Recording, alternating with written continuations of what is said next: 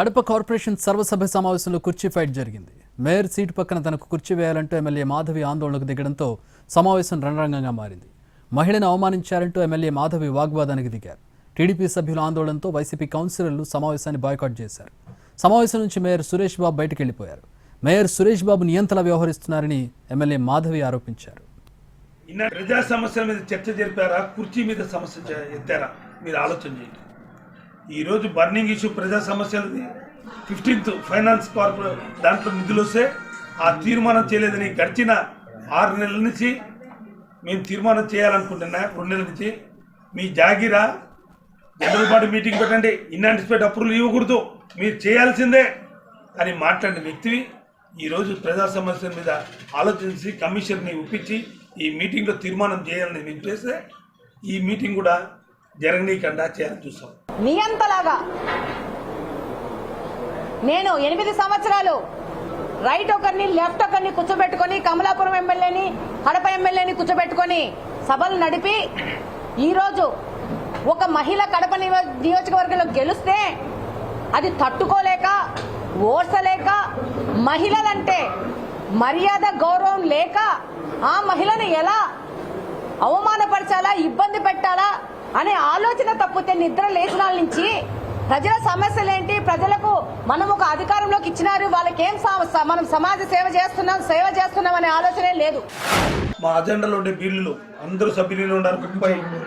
50 అంశాలు అన్ని ఆమోదించడం జరుగుతుంది. పాస్ అయింది. చర్చ ఎందుకు జరగలేదు? వాళ్ళని అడగండి. మీరు చర్చ అనేది మామూలు అడుగుతాం. మీరు 39 మంది ఉన్నాం, చర్చ జరపలేదు అని సేపు కూర్చుంది. భోజనాలు కానిచ్చి పైన ఉన్న వాళ్ళకి పప్పుచార్లు పోసి తిని 3 గంటలు రెస్ట్ తీసుకొని మళ్ళా పైకి వచ్చి మేము చదివేసాం అయిపోయింది అని చెప్పే దుర్భాగ్యానికి ఈ పెద్ద మనిషి దిగజారిపోయినాడు. ఇది కడప నియోజకవర్గంలోని ప్రతి ఒక్క మనిషి గమనిస్తా ఉంది. మాకు అభివృద్ధికి ఆక్షేపం చేస్తున్నాను. అభివృద్ధి నిరోధకులు కాదు మేము, తెలుగుదేశం నాయకులు అభివృద్ధి నిరోధకులు. ఈరోజు ఛాలెంజ్ చేస్తున్నా. 7 నెలలు అవుతుంది ప్రభుత్వం వచ్చి, ఒక్క పైసా కడప నగరానికి ఒక పైసా తెచ్చారా నిధులని అడుగుతున్నా. 6 నెలలు అవుతుంది కడపలో రాష్ట్ర ప్రభుత్వం నుంచి కానీ కేంద్ర ప్రభుత్వం నుంచి కానీ వీళ్ళంటూ ఎమ్మెల్యేలు కానీ తెచ్చిన ఫండ్ ఒక్క రూపాయి అంటే 1 రూపాయి.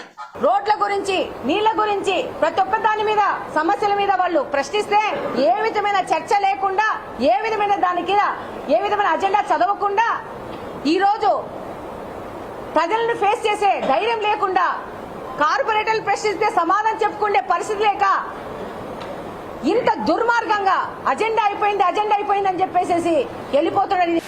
ఈరోజు మా కార్పొరేటర్లని నలుగురిని మీ మీడియా అంతా చూసింది. మేడా కళ్యాణ్ ఎదురుగా వాళ్ళు వేసిన వెంచర్ని భయభ్రాంతులు చేసి ప్రలోభాలు పెట్టి వాళ్ళు భయపడిచ్చి అన్నీ కూడా స్టేలు ఉన్నా కానీ ఇరిగేషన్ స్టేజ్ తేలేదు.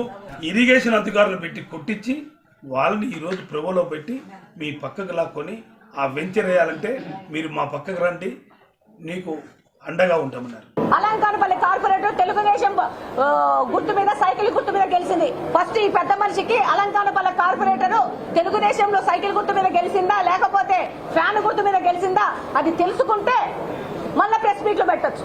అది తెలియకుండా ప్రెస్ మీట్లు పెట్టుకుని ఎందుకు అవమాన పాలవుతారు? అందరు నవ్వుతున్నారు ఆయన చూసి.